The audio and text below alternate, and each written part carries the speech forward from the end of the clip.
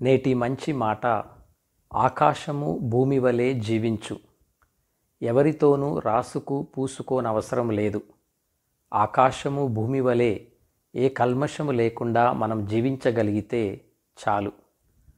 గుండెల మీద తన్నే దెబ్బ చాలా బాధగా, చాలా భయంకరంగా ఉంటుంది. అందుకే ఎవరికీ మీ గుండెల్లో స్థానాన్ని ఇవ్వకండి. మీ గుండెల్లో భగవంతునికి మాత్రమే స్థానాన్ని ఇవ్వండి. భగవంతుడు గుండెల మీద తన్నడు. హృదయము లేని వారే గుండెల మీద తంతారు. మనస్సాక్షి లేని మనుషులే హృదయాన్ని గాయపరుస్తారు. అందుకే అమితముగా ఎవరినీ అభిమానించవద్దు. గుండెల మీద తన్నేస్తారు, జాగ్రత్త. ఆకాశానికి భూమికి ఎంత దూరం ఉందో ఈ లోక సాటి మనుషులము మనము అంతే దూరంతో మెలగాలి.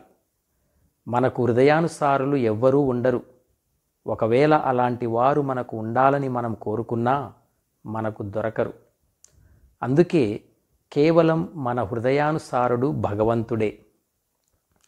ఆకాశము భూమి ఎప్పటికీ ఒకటి కాలేవు. ఆకాశము భూమి దూరంగానే ఉంటూ ఎంత సహకరించుకుంటాయో కదా. అదేవిధంగా సాటివారి ఎడల ఎటువంటి మనస్పర్ధలు, విభేదాలు ఆశించే విధానం మనలో లేకుండా ఆకాశం భూమి వలె మనము కూడా ఒకరికొకరం దూరంగా ఉంటూనే ఒకరికొకరం సహకరించుకుంటూ జీవించగలిగితే ఎవ్వరూ మన గుండెల మీద తన్నరు. అటువంటి పరిస్థితిని మనము కల్పించుకోము. అందుకే దూరము నుండి చూడగలిగితే అంతా అందంగానే ఉంటుంది. మనసుకి ఆనందాన్నిస్తుంది. మనమందరం ఒకరినొకరము గౌరవించుకుంటూ ప్రేమను కలిగి ఎంతలో ఉండాలో అంతలోనే ఉంటూ ఆకాశము భూమి వలె సహకరించుకుంటూ జీవించగలగాలి. దగ్గరకు వెళితే అన్ని లోటుపాటులే కనిపిస్తాయి.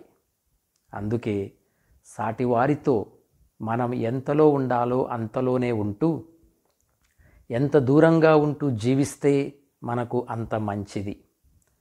మన ఎదుటివారికి మన దూరంగా ఉన్నా మనం మన ఎదుటివారిని అభిమానించవచ్చు, ప్రేమించవచ్చు, సహాయపడవచ్చు, మరియు వారితో ఆనందంగా జీవించవచ్చు. రాసుకొని పూసుకొని తిరగడం కన్నా ఎవరితోనైనా ఎంతలో ఉండాలో అంతలోనే ఉంటే అదే మనకు గౌరవం అని గ్రహించి మన సాటివారితో జాగ్రత్తను కలిగి జీవిద్దాం.